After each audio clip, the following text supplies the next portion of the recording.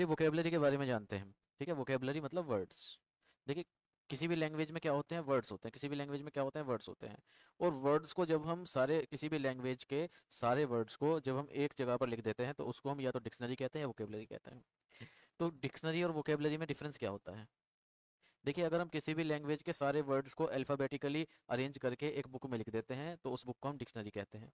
All the words arranged in alphabetical order. ठीक है, अगर हम किसी भी लैंग्वेज के सारे वर्ड्स को अल्फ़ाबेटिकली एक बुक में अगर मैं लिख दूं तो उस बुक को हम क्या कहेंगे, डिक्शनरी कहेंगे। तो वोकेबलरी किसे कहते हैं? यहाँ पर लैंग्वेज के सारे वर्ड की बात हो रही है और यहाँ पर किसी इंडिविजुअल के वर्ड की वर्ड पावर की बात हो रही है।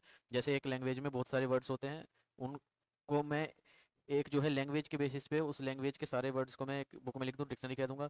लेकिन उस लैंग्वेज में जितने भी वर्ड हैं, ऐसा क्या पॉसिबल है कि वो सारे ही मुझे पता हो? नहीं।